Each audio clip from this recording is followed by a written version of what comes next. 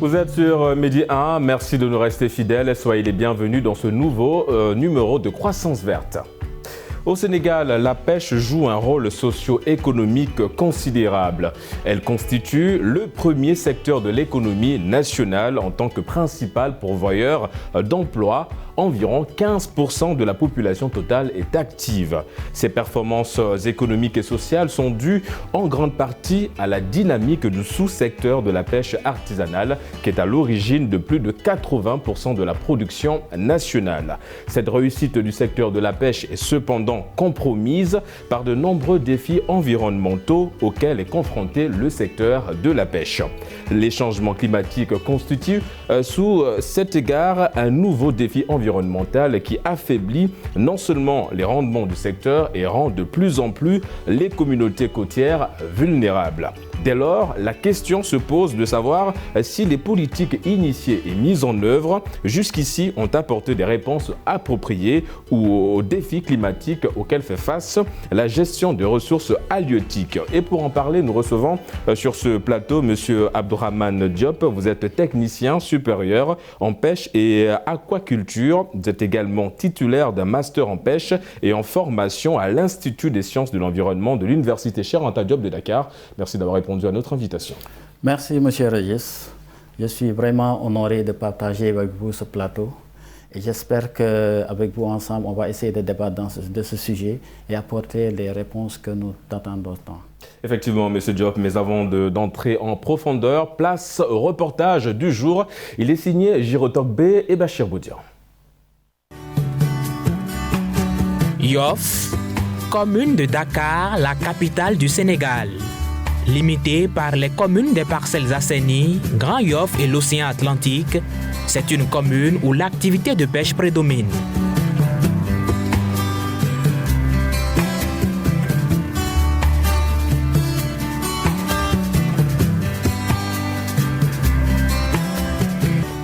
C'est d'ailleurs l'un des ports de pêche traditionnels le plus important du pays.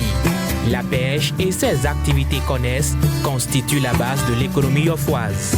Ceci grâce au dévouement quotidien des pêcheurs. D'habitude, on part en mer à 4h ou 5h du matin. Mais aujourd'hui, je suis parti à 6h du matin. J'ai fait 40 à 45 km de distance. Aujourd'hui, j'ai fait 20 km. Je pêche entre 50 et 150 poissons. Au moment de notre tournage, ce jeune pêcheur revenait de la pêche. Il pratique la pêche à filet. Après avoir passé plus de 2 heures en mer, il revient avec un seul poisson pêché, le Cassungonus pelamis, communément appelé l'istao. Il arrive qu'on pêche rien.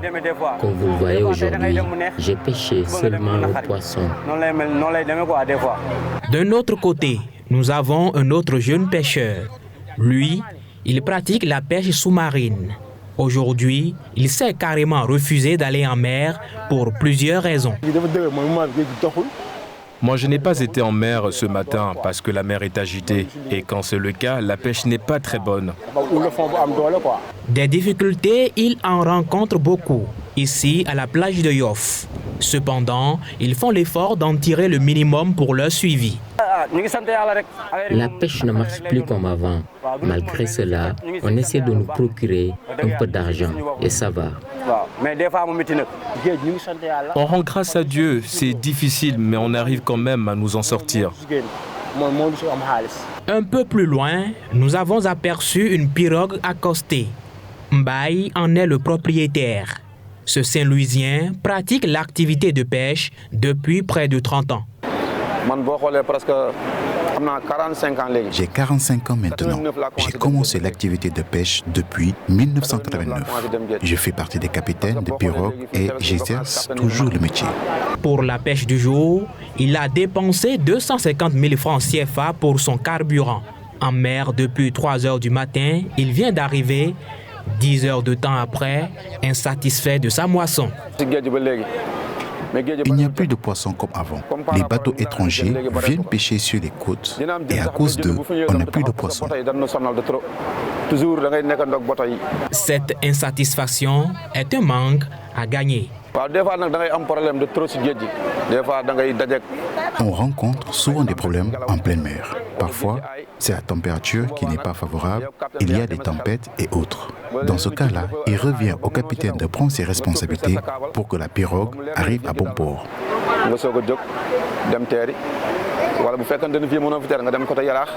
L'activité de pêche à Yoff regroupe plusieurs acteurs, du pêcheur passant par le marailleur, les acheteurs, et la liste est longue. Chacun à son niveau apprécie diversement l'évolution de l'activité de pêche. Ça fait longtemps que je vends des poissons ici à la plage de Yoff. C'est ici mon Espagne. Des fois, le business marche, des fois non. On a beaucoup vendu de poissons parce que les frontières étaient fermées et tout le monde achetait des poissons. Contrairement aux pêcheurs, ces dames ne se plaignent guère. Grâce à l'activité de pêche, cette cinquantenaire subvient à ses besoins. Jusqu'ici, tout va bien pour elle.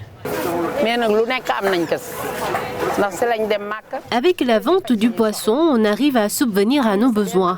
Nous sommes même allés à la Mecque à cause de cette activité.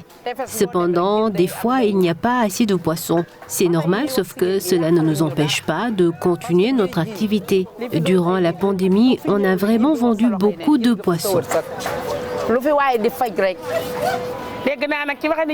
Actuellement, on s'en sort très bien. Il ne manque pas de poissons en cette période. Les gens qui disent que ça ne va pas, ça les engage. Moi, je ne peux que dire ce que je vis. Jusque-là, ça se passe bien pour moi.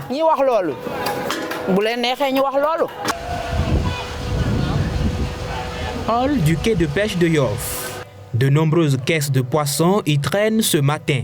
Les poissons de différentes espèces y sont stockés et destinés à l'exportation vers l'Europe. Ce marailleur travaille ici. Je suis marailleur, je vends des poissons aux particuliers destinés à l'industrialisation. Souvent, les problèmes que nous rencontrons sont relatifs aux accords de pêche qui ont été signés et qui n'arrangent pas les pêcheurs.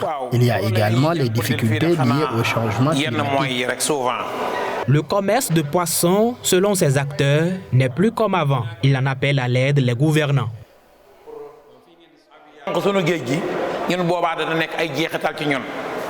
L'État sénégalais pourrait s'inspirer d'autres États.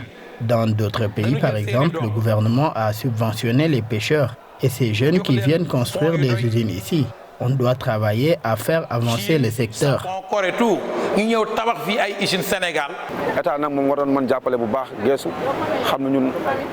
L'État doit soutenir les pêcheurs sénégalais.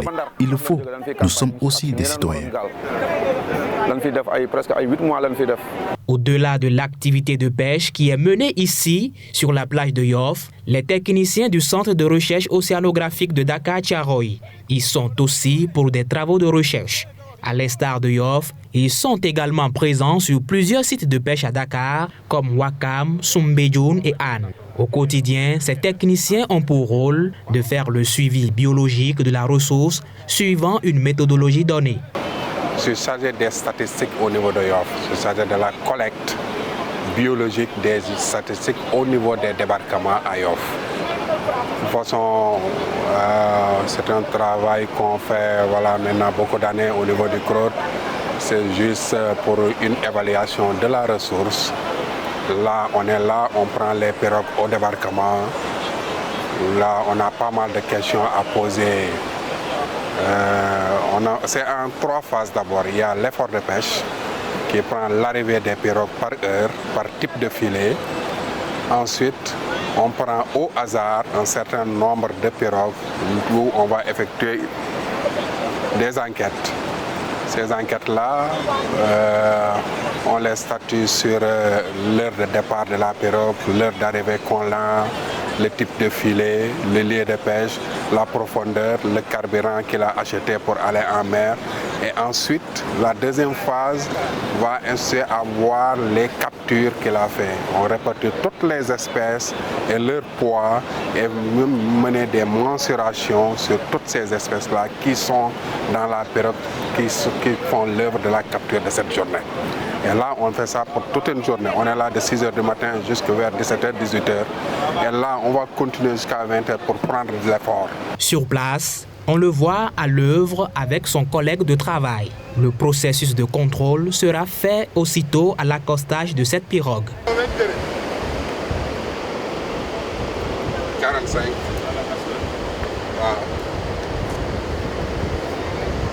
51.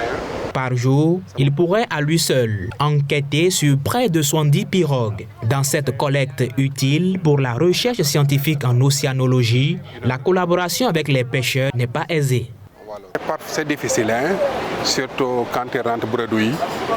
C'est compliqué d'avoir l'information, mais là, avec la familiarité qu'on a avec les pêcheurs, là, on parvient à avoir, moyennant, on parvient à avoir ce dont on veut. Là, en discutant avec eux, là, on a fait comme beaucoup d'années. Ils savent un peu que ça ne les gêne pas dans leur travail, mais quand ils n'ont rien, ils sont parfois un peu réticents. Ça, c'est normal. Hein? Combien de pirogues vous enquêtez par jour? Tout dépend de l'effort, c'est-à-dire tout dépend du nombre de pirogues qui sont débarquées. Ça, là, ça dépend de ta forme aussi, mais plus tu enquêtes de pirogues, plus c'est mieux. Plus tu enquêtes de pirogues, plus c'est mieux. Bon, maintenant, ça dépend de la forme de la personne. Parfois, tu peux venir, ça ne marche pas, tu enquêtes, mais parfois, tu as la forme. Moi, je parviens à enquêter parfois jusqu'à 70 pirogues jour. Moi, là, je suis vraiment en forme. Parfois, 30, 40 pirogues jour. Bon, là, tout dépend de la forme. Mais plus tu enquêtes, plus de pirogues, plus c'est mieux. Le Centre de recherche océanographique de Dakar a mis à leur disposition des outils numériques pour faciliter ce travail de terrain. J'enquête sur la tablette et j'envoie directement les données au groupe. En fait, il y a la ressource humaine d'abord, parce que celui-là, on est 2 enquêteurs, il y a 2 aides de plage. Bon, on a une règle graduée pour la mensuration. Bon, on a des fiches de collecte. Là, on est là au niveau de Yoff, là c'est au niveau du quai de Yoff, pour les enquêtes socio-éco. C'est-à-dire que les enquêtes des prix débarqués au jour par espèce qu'on prend dans le cadre de nos enquêtes de routine du CROT qu'on fait dans pratiquement toutes les plages du Sénégal. Là, on prend les prix au kilo des différentes espèces qui sont débarquées au jour. Là, c'est pour juste avoir, en plus de nos enquêtes biologiques, on prend des enquêtes socio-économiques qu'on prend pour le travail de routine qu'on fait pour le CROT. Ici, par contre, aucune difficulté ne se pose avec les acteurs. On s'entend bien avec les marailleurs, on demande les prix, ils nous donnent tous les prix. Là, il n'y a vraiment aucun problème à son niveau. Ça marche vraiment très bien. Il y a une bonne collaboration avec les marailleurs, les femmes transformatrices et tous ceux qui interviennent au niveau du quai. Là, basta, on n'a plus ces problèmes-là, on n'a pas ces problèmes de prix. Par ailleurs, le changement climatique serait-il une menace pour l'océan et l'activité de pêche? Les océans produisent la moitié de notre oxygène, régulent le climat et la température de la Terre. Également, ils nous fournissent de la nourriture et de l'eau et abritent des centaines de milliers d'espèces. Pour cela, ils sont notre compagnon pour la lutte contre le changement climatique. Toutefois, il faudra garder la veille. Donc c'est comme si la mer avance un peu sur le continent et le niveau d'attaque des houles entre un peu vers le continent, ce qui peut être à l'origine de la recrudescence du phénomène d'érosion côtière. On peut également assister à une augmentation, un réchauffement des couches superficielles de l'océan qui fait maintenant que les ressources qui sont à ce niveau seront perturbées. Et donc ça peut en quelque sorte être à l'origine même de la baisse de la productivité des écosystèmes littoraux. Pratiquement ce qu'on voyait 2 ans, 3 ans, là ça se raréfie. Plus qu'on avance, plus qu'on voit plus. Pratiquement les espèces se raréfient. Il y a des espèces qu'on ne voit plus, il y a d'autres qui apparaissent. De toute façon, il y a un certain melting pot au niveau des choses. Pourtant, l'élévation de la température et l'acidification croissante des océans se manifestent aujourd'hui par la fonte des glaciers au niveau de l'Antarctique. Une action immédiate est nécessaire. La première étape pour lutter contre le changement climatique, c'est de réduire considérablement ces émissions de gaz à effet de serre, ce qu'on appelle naturellement l'atténuation. Et cette atténuation donc vise à réduire les émissions de gaz à effet de serre dans tous les secteurs et dans tous les pays du monde. Parallèlement maintenant à cette atténuation, on sait qu'aujourd'hui, si on avait supprimé toutes les émissions de gaz à effet de serre, certains gaz qui sont déjà émis ont une durée de vie très longue dans l'atmosphère et vont donc continuer à réchauffer l'atmosphère durant de longues années. Ce qui nous impose quand même à mener des stratégies d'adaptation. D'après les chercheurs cités par le site des Nations Unies, les océans abritent jusqu'à 1 million d'espèces différentes. La hausse de leur température risque en effet de provoquer la migration d'espèces, ce qui constitue un risque d'uniformisation de la biodiversité à l'échelle planétaire.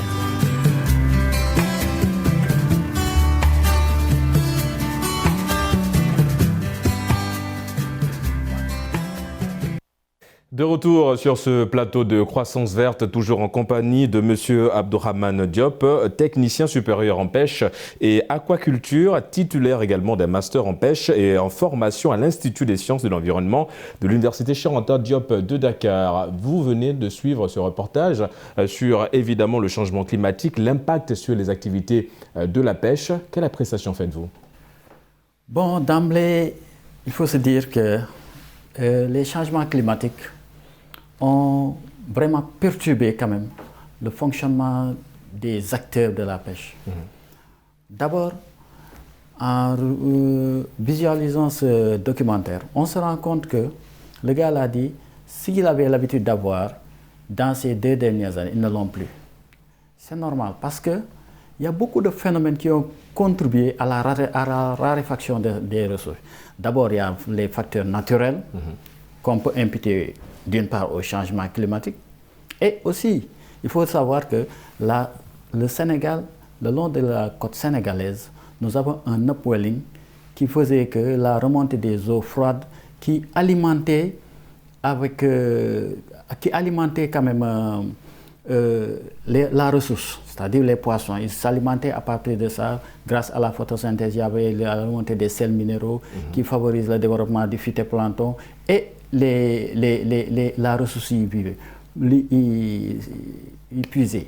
Maintenant, ce qu'on note, il y a une baisse de cet upwelling due quand même à la faiblesse du vent qui soufflait des côtes vers le large. Il y a ce phénomène d'upwelling. Il y a aussi le phénomène de la hausse des températures qui fait que l'oxygène n'est pas dissous carrément dans l'eau, ce qui fait que maintenant il y a une hausse de l'acidité. Du moins, il y a une hausse de l'acidité.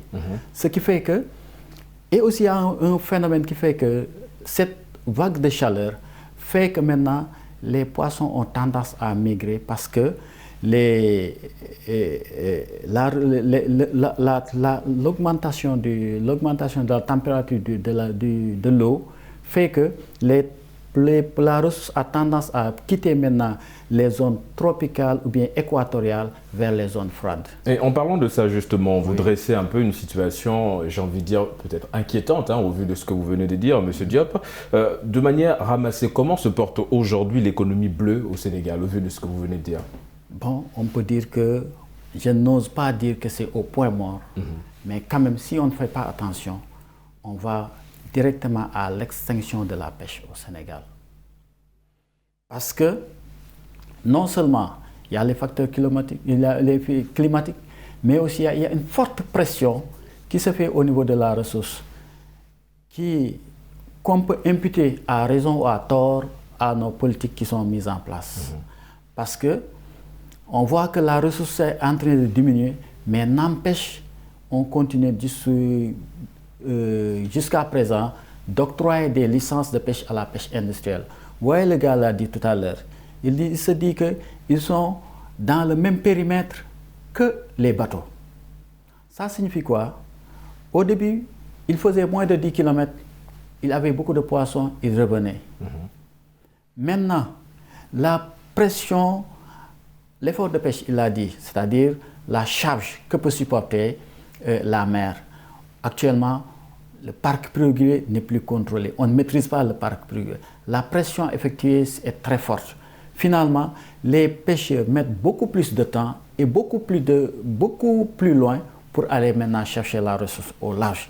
Mais dans cette zone, il y a le télécopage entre la pêche industrielle et la pêche artisanale, qui fait que vraiment actuellement, nos pêcheurs artisanaux, puisqu'ils n'ont pas suffisamment d'outils qui leur permettent, comme le font la pêche industrielle, de détecter les bancs, ont du mal maintenant à trouver la ressource. Et en parlant d'outils, M. Diop, quel mécanisme d'analyse ou bien de suivi spécifique mettre en place pour évaluer efficacement l'impact économique du changement climatique sur le secteur de la pêche?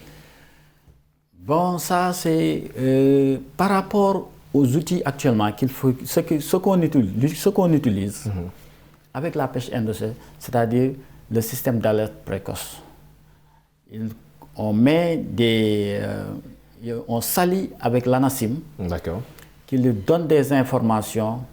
N'allez pas aujourd'hui, le gars l'a signalé, n'allez pas aujourd'hui en pêche parce que la mer sera mouvementée. Ne faites pas ceci, évitez d'aller dans certaines zones. Ce qui actuellement, c'est le link qu'on est en train de faire. Maintenant, par rapport aux chercheurs, c'est l'évaluation des stocks. Où est notre stock? Malheureusement, les dernières études qu'on a remontent des années 2014-2015. Et c'est là aussi le problème, M. Diop. C'est-à-dire qu'il faut une mise à jour à chaque fois de ces études-là pour permettre d'avoir des données assez importantes pour faciliter le travail des pêcheurs aussi. Justement parce qu'on dit que la recherche coûte cher. Le fait, au niveau du CROD, ils ont le matériel nécessaire. Mais ils te disent que l'évaluation coûte tellement cher que ça ne se fait pas du tic au tac. Maintenant, ils devaient appartenir au gouvernement sénégalais, puisqu'ils savent que la pêche fait partie des mamelles de ce pays, de mettre les moyens pour vraiment, à l'instant, pour vraiment quantifier notre ressource. Et comment faciliter l'adaptation au changement climatique dans le secteur de la pêche aujourd'hui, M. Diop? Bon, l'adaptation, il l'a dit. Comment faire pour vraiment vivre avec ces changements climatiques sans pour autant l'activité ne disparaisse? Bon, ce qui est sûr, ce sont des fortunes diverses. Ce qui chez les pêcheurs, c'est un peu difficile. Maintenant, il y a certains maintenant qui vont même jusqu'à la reconversion. Oui. Bon, ils vont se reconvertir parce qu'ils savent qu'ils mettent beaucoup d'argent, mais en retour, ils ne gagnent plus beaucoup de choses. Finalement, leurs enfants sont orientés vers d'autres secteurs plus porteurs. Et on a également un autre problème auquel, on va dire, ce secteur de la pêche est confronté, c'est la surpêche qui reste un danger justement parce que ça ne permet pas le renouvellement des ressources halieutiques. Comment emmener aujourd'hui avec ces nouvelles technologies, l'innovation, à essayer d'apporter quelques solutions par rapport à ce phénomène? Vous savez, à ce niveau, il y a beaucoup de problèmes. D'abord, le problème de moyens humains, c'est-à-dire les agents qui sont censés encadrer les pêcheurs. D'abord, vous allez au niveau de Yoff, du poste de Yoff, il y a un seul agent qui couvre tout ce secteur. Il ne pourra pas vraiment, à lui seul, contrôler les débarquements. Il ne peut pas aussi contrôler à lui seul comment accéder à la mer. Parce qu'il y a des filets qui sont interdits. D'abord, les monofilaments. Ouais. Ils sont utilisés partout au Sénégal. Et pourtant, le code l'a bien inscrit. C'est interdit. Donc, quelque part, il y a une violation un peu de ces règles-là. Il y a une violation, mais il faut que les moyens humains soient là, conjugués quand même au respect des normes. Et certaines personnes qui respectent les normes, l'accès ont du mal à gérer les filets. En parlant de gérer, M. Diop, on va aller très vite parce que nous arrivons au terme de cette émission. Oui. Alors, après la Grande Muraille verte en Afrique, il y a le projet de la Grande Muraille bleue qui a vu le jour évidemment lors de cette COP 26. Il a été lancé par Thomas Sperna, qui est coordinateur régional de la résilience des côtes et des océans à l'Union internationale pour la conservation de la nature. Le concept a pour vocation de mettre en place un réseau d'aires marines protégées. Que vous inspire cette initiative? Ça, heureusement, ça a été déjà ancré dans l'esprit des Sénégalais parce qu'on a beaucoup d'aires marines protégées dans ce pays. Il y a des AMP, on en a. Surtout le long de la petite côte. On en a. Parce que ça permet de régénérer la ressource, ça permet de repeupler les milieux et de donner espoir aux générations futures. Parce que sans ce repeuplement, sans les zones de frayère, sans les zones qui sont vraiment encadrées pour que la ressource puisse se régénérer, on irait vraiment droit vers le fiasco total. Mais heureusement, on en a beaucoup. Et vous allez dans ces zones, allez à Ndayan, allez à Mbok, vous allez interroger des anciens pêcheurs, ils vous diront qu'il y a des espèces qui ont été disparues, il y a de cela des années. Maintenant, on commence à les revoir. Donc, avec ça, ça donne espoir. Évidemment, l'espoir, Monsieur Diop, vous l'avez souligné. Nous sommes arrivés au terme de cette émission. Je rappelle que vous êtes technicien supérieur en pêche et aquaculture, titulaire d'un master en pêche et en formation à l'Institut des sciences de l'environnement de l'Université Cheikh Anta Diop de Dakar. Merci d'avoir répondu à l'invitation de Croissance Verte. Merci, monsieur. Ça a été vraiment un plaisir. Ce que je développe, peut-être le temps est un peu qui nous est imparti tout court parce que en regardant le document, il y a beaucoup de points qu'il a abordé. Vous aurez l'occasion de revenir, M. Diop. Je pense que l'occasion nous sera donnée. Évidemment. On aura l'occasion de bien développer sur certains points. Et c'est sur ces points que nous nous arrêtons. C'est la fin de cette émission. Merci d'avoir suivi. Excellente suite des programmes sur nos antennes.